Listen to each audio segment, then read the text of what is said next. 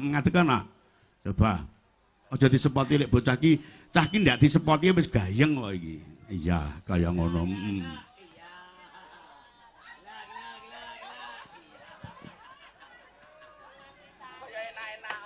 Jan ki. Nggih, Pak. Kuwi jan kaya enak-enak dipangan. Za Allah, gurih. Lah, kuwi ta. Ora percaya. Ram janan. Yo dibantu karo Mbak Sulis. Dibantu karo Mbak Sulis. Masya Allah, Bunda Sulis monggo. Lek Kiki ki rada ngeyel, lek Sulis kuwi cara wong Tiban senengane tadah. Manut Pak kula Pak. Manut. Nggih, ngaturaken wilujeng dalu Mak Cangi Mbak. Nggih, wilujeng dalu Mbak Sulis. Nggih, ngaturaken wilujeng dalu dumateng sedaya pamriyarsa, pamreksa sedaya. Pamreksa. Ngapunten menika sami serantalan menika amargi kula menika wareken mangan tahu Kediri, Pak. Nggih. Tahu Kediri iki pancen yo gurih tenan. Kuwi sik tahu Kediri rong tahun iki. Wah, jan wis elok. Jenengan niku kaken tempe wonten Trenggalek kalau wingi lho, Mbak. Oh, gak. Loh.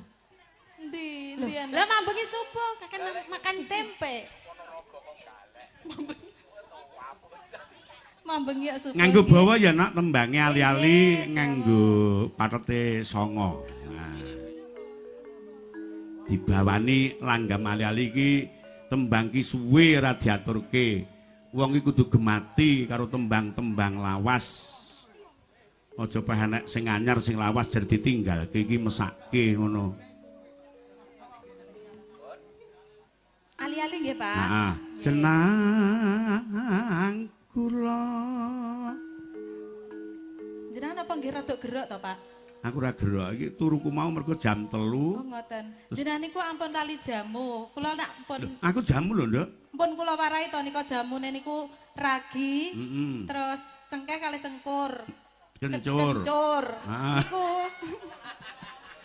Cengkeh arep cengkur. nggih diombe niku. Heeh, gulane batu. Gula batu sing kuwentel nika. Heeh. Digodhog ngono. Niku nambani gerok niku, Pak. Iki mau kakean es aku. Sakmenika nggih, Pak. Apa turu dhisik? Mbok menawa Nah, kuwi manut ajeng to. ngajak ngomong-ngomongan riyen kok. Heeh. Jenang kula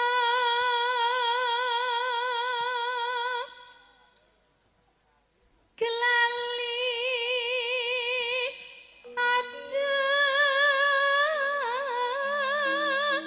lali. Bagus. Gelali aja lali.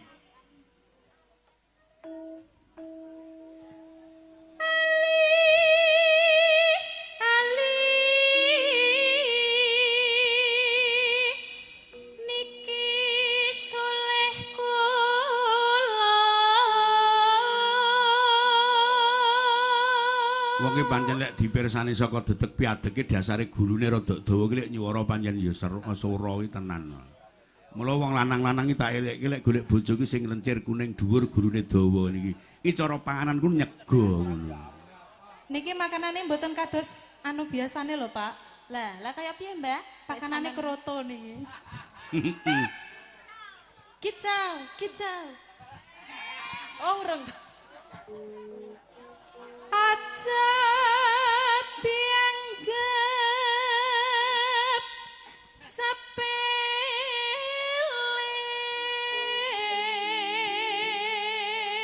Wis mujudake persemon wong ki aja sok nyepelekke karo ing liyan merga wong ki durung karuan utawa durung mesti.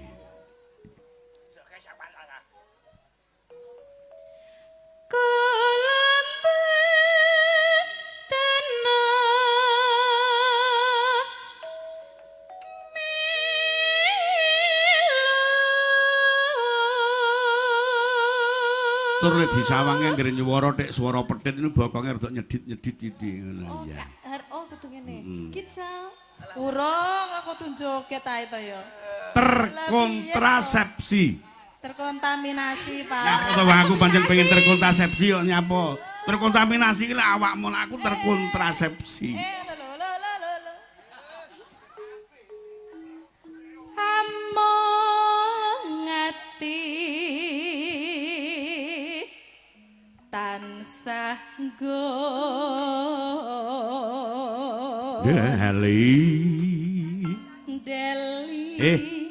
Deli.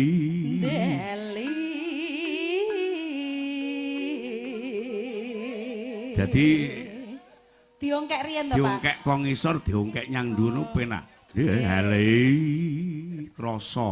Jajal iki adik Kiki. Iso ora, Jal? Iso apa ora? Apa? Ongkek. Baleni.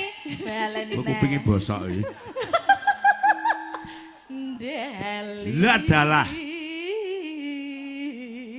Nek pokoke sinden-sinden iki anggere gelem niru cengkoke pake mesti apik. Nggih, saestu saya, Pak. Tenan. Benjing kula belajar teng dalem jenengan nggih, Pak. Ning nek pas ibuke ndek enek. Oke, siap. Heeh. Pun Pak niki kula larke mang tutuli dhewe. Napa niku? Jagung. Oh, jagung. Jenengan mbek aku lho, Pak. Gendere ya arep melu.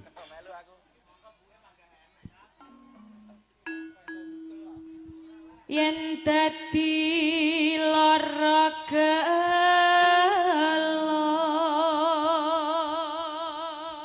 sedih rinten dalu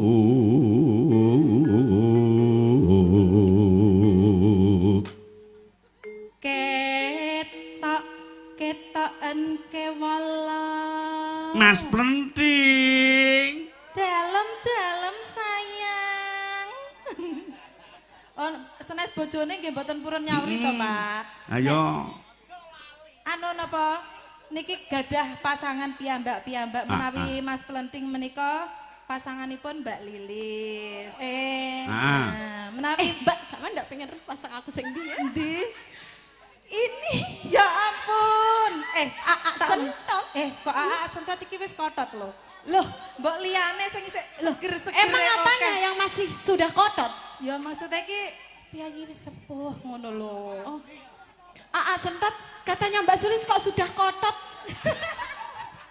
Ya, hati-hati lho lek muni kotat nek ngantek keprotol. Aa sentot. Aa sentot lo masih kuat. Menika sampun keple. Apa nih lo Mbak? Semangatnya itu loh. Oh, semangatnya enggak kayak masih- yang muda-muda ngono kuwi. Enggak apa-apa nanti aku semangatin tak jak kicau ngono mesti langsung Tapi- dangak. Enggak apa-apa. Nom-nomane Pak Sentot iki kaya koko-koko mbiyen. Ya ampun, percaya deh. Roh. Biyen tau karo ibuku wae. Yo, tipake mboke Mbak Sulis. Lah iya lah aku ya gumun sik mireng iki lho lek jane Mas Sentot iki bojone ibuke Mbah Sulis iki. Lah ngono ki lho Pak.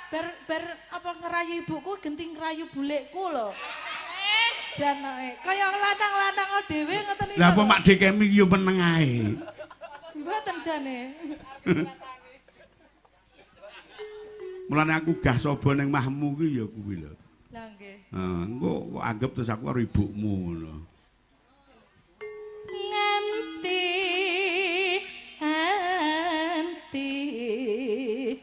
besok apa bakal bali Yen bali bejo kula bagus. Langgam ali-ali.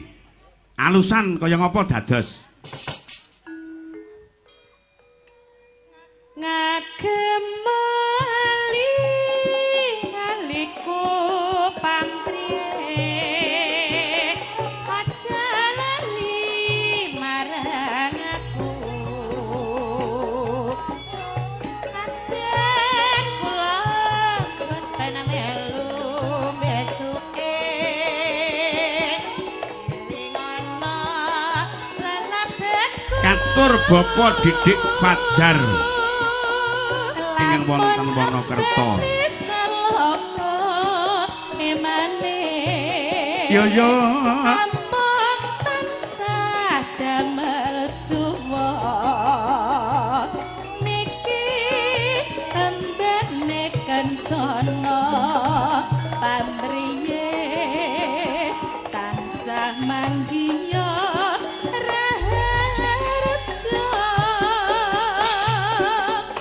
yen nganti ilang mripate Carene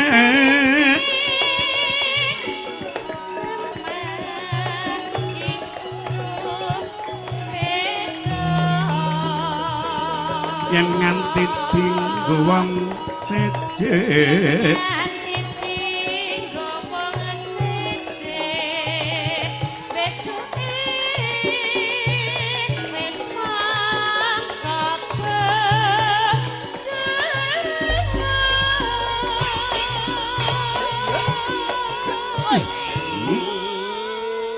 saking lek selaksir. Selaksir napa, Pak? Selaksir iki ya ngono sir numpang dadine ya ngono. Mboten niku amargi dereng digembleng kalian Mas Daryanto. Nah. Oh, suhu. Oh, nggih niki tugasnya panjenengan Pak Sentot gembleng Dik Kiki. Aa Sentot gembleng ya besok. Kok iso langsung jalan? Langsung ke inti. Sampeyan ki ngerti lho, ada salah satu rombongan penggembleng ulung ya ada. Piyayine meneng. Sinten, Pak? Kibot iki Depi. Masya Allah, percados. Mas Depi napa Mas Ebek? Loro ki padha ae kuwi, tumbar tutup. Niku nggih dadi gemblengane dadi, Pak. Sing iso gembleng dadi ki aku. Oh, ngoten. Lanjut nggih, Pak. Nah, pilihanku meripat biru ya. Pilihanku meripat biru pamriye. Yo Presulistya ingkang warni yen takon isi dangdutke sing nembang lungguh bantu Mbak Pipit sing papat ngadeg Mbak Lilis ngarep dhewe.